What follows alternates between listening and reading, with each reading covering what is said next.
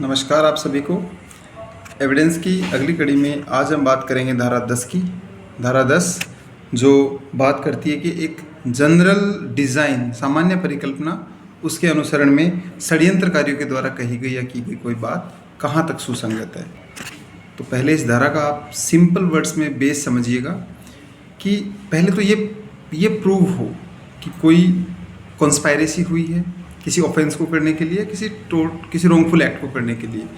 तो जब एक से अधिक व्यक्ति इस प्रकार की कॉन्स्पायरेसी करते हैं तब कॉन्स्पायरेसी में क्या होता है, जनरल इंटेंशन होता है उसका, है ना, कॉमन इंटेंशन कहते हैं उनको।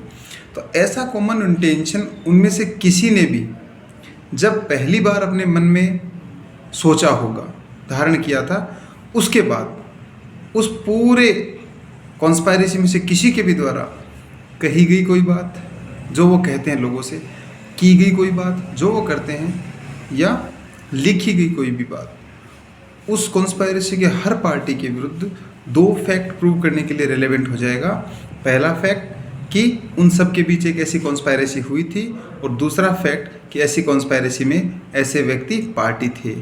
समझ गए बात को, कि जहाँ ये विश्वास करने का युक्तियुक्त आधार है। देखिए, विश्वास करने का युक्तियुक्त आधार शब्द जहाँ यूज होगा, इसका मतलब कोर्ट के सामने इतना सफिशिएंट मटेरियल होना चाहिए कि कोर्ट एक कंक्लूजन तक आ सके। तो जहाँ ये विश्वास करने का युक्तियुक्त आधार है कि कोई अपराध या अनुयोज्य दोष करने के लिए दो या अधिक व्यक्तियों ने मिलकर षड्यंत्र किया है, कॉन्स्पायरेसी की है, वहाँ उनके सामान्य आशय के बारे में उनमें से किसी एक व्यक्ति के द्वारा उस समय के बाद जब उनमें से किसी ने भी ऐसा करने का आशय पहली बार अपने मन में धारण किया था, कही गई, की गई, लिखी गई कोई भी बात, उनमें से हर व्यक्ति के विरुद्ध उस षड्यंत्र का एग्जिस्टेंस, अस्तित्व साबित करने के प्रयोजन से उसी प्रकार रिलेवेंट है जिस प्रकार हम ये प्रूव कर सकते थे कि ऐसी कॉन्स्पायरेसी के ऐसे व्यक्ति पार्टी रहे हैं, पक्षकार रहे हैं।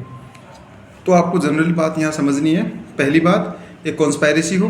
दूसरी बात, पार्टी एक से ज़्यादा होनी चाहिए। उनका एक कॉमन इंटेंशन हो। कॉमन इंटेंशन आने के बाद उनके द्वारा कोई एक्ट किया जाए, कोई स्टेटमेंट लिखा जाए या कहा जाए, तो हम ऐसे एक्ट, स्टेटमेंट, रिटन और ओरल, उसके द्वारा हम ये प्रूव कर सकते हैं कि उन सभी पार्टीज़ के बीच एक कॉमन इंटेंशन था और उन्होंने इस प्रकार की कॉन्स्पायरेसी की है, और ऐसी कॉन्स्पायरेसी में कौन कौन आदमी पार्टी रहे हैं। आपको ध्यान होगा, वीसी शुक्ला वर्सेस सीबीआई का एक केस है जिसको जैन हवाला केस के नाम से जाना जाता है। एक डायरी में जो जैन था, जो हवाला का काम करता था, उसके द्वारा कुछ भारतीय राजनीति के महत्वपूर्ण व्यक्तियों के नाम लिखे गए थे, लेकिन नाम शॉर्ट में थे। तो सीबीआई ने मामला दर्ज किया, मामला चला भी, लेकिन सुप्रीम कोर्ट ने उनको दोष मुक्त किया कि इस प्रकार संदेह के आधार पर दोषसिद्धि नहीं हो सकती, क्योंकि नाम शॉर्ट टर्म में यूज़ किए गए थे। अब धारा 10 का दृष्टांत देखेंगे। दृष्टांत में एक बात कही गई है कि एक कॉन्स्पायरेसी के पर्पज से यूरोप में वेपन्स रिसीव किए जाते हैं। सी उसी कॉन्स्पायरेसी के ऑब्जेक्ट से कोलकाता में मनी कलेक्ट करता है। डी मुंबई में लोगों को इंड्यूस करता है। ई आगरा में पर्चे छापता है, ठीक है। सी कोलकाता में धन को चे ने दिल्ली में छः के पास से काबुल भेजा। सी ने कोलकाता से वो धन कहाँ भेजा, दिल्ली वाले व्यक्ति को, दिल्ली वाले ने कहाँ भेज दिया, काबुल। तो ये सारे फैक्ट्स, किसी का पर्चे बांटना, किसी का धन इकट्ठा करना, किसी का वेपन कलेक्ट करना, किसी का लोगों को इकट्ठा करना, है ना, ये सारे के सारे एक्ट, स्टेटमेंट या लेटर्स जो एक दूसरे को भेजे जाते हैं, कहे जाते हैं, वो उन सब के बीच कॉन्स्पायरेसी को प्रूव करने के लिए एक सफिशिएंट एविडेंस होगा, रिलेवेंट। तो धारा 10 रूल ऑफ एजेंसी पर काम करती है, अभिकरण के सिद्धांत पर कार्य करती है। इस केस में अगर आप देखेंगे तो 3 केस बड़े इंपॉर्टेंट और महत्वपूर्ण माने जाते हैं।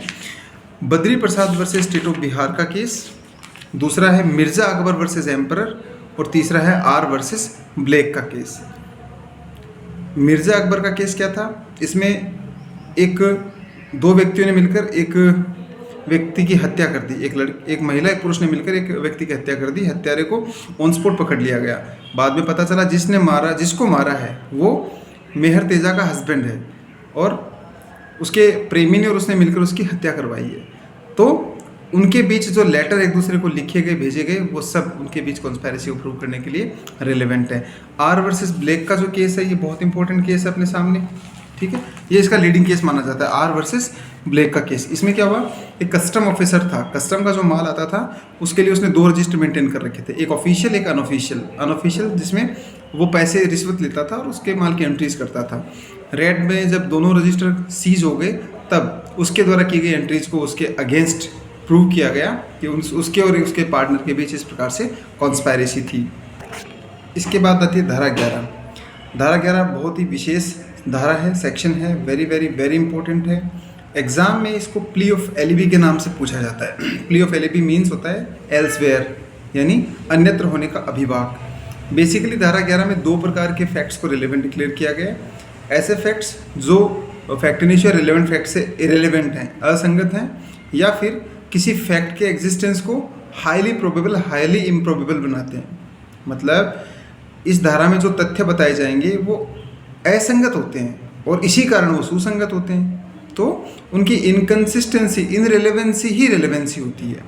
जैसे कोलकाता में एक हत्या होती है और जिस व्यक्ति पर आरोप है उसका ये कहना कि हत्या के दिन वो मुंबई में था रिलेवेंट है, क्योंकि ये बिल्कुल उल्टी बात है, बिल्कुल विपरीत कथन है, लेकिन विपरीत होना ही उसको रेलेवेंट बनाता है कि वो घटना स्थल पर हो ही नहीं सकता।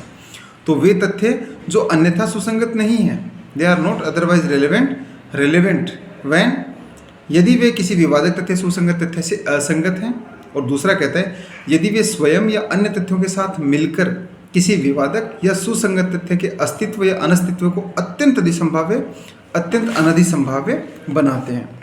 Facts not otherwise relevant are relevant. Their irrelevancy become relevancy when if they are inconsistent with any fact in issue or relevant fact. They are inconsistent with any fact in issue or relevant fact. विवादक या सुसंगत तथ्य से असंगत हैं.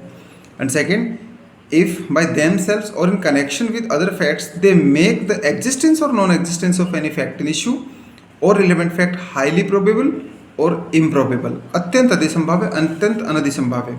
कैसे? जैसे मान लीजिए एक घर में एक व्यक्ति की हत्या हो जाती है, वो और उसकी नौकरानी 2 ही थे घर में, तो ये तथ्य और ये साबित हो चुका है कि घर में ना तो कोई आया ना कोई बाहर गया, तो ये फैक्ट हाईली प्रोबेबल है कि ऐसी हत्या नौकरानी ने ही की होगी। नौकरानी को सजाए मौत हो जाती है, फांसी दे दी जाती है। बाद में मर्डरर खुद को सामने लाता है और कहता है कि वो व्यक्ति था जिसने मर्डर किया था, कैसे वो अंदर गया, कैसे वो बाहर आया, उसने सारी बातें पुलिस को बताई और ये एक न्यायिक हत्या साबित हुई। ऐसे ही हम इसको ऐसे भी समझ सकते हैं कि एक होटल में 5 दोस्त हैं, एक मर्डर हो जाता है, तो 4 के सिवा उस कमरे में कोई नहीं था, तो ये हाई प्रोबेबल फैक्ट है कि उन चारों में से किसी एक ने मारा है। और घटना के समय कोई 2 दोस्त कमरे से बाहर थे, ये सीसीटीवी फुटेज में आ रहा है, तो ये हाईली इम्प्रोबेबल है कि इनमें से किसी ने मारा होगा, क्योंकि 2 बाहर हैं, तो दोनों ही तथ्य रेलेवेंट हैं। क्लियर है भाई?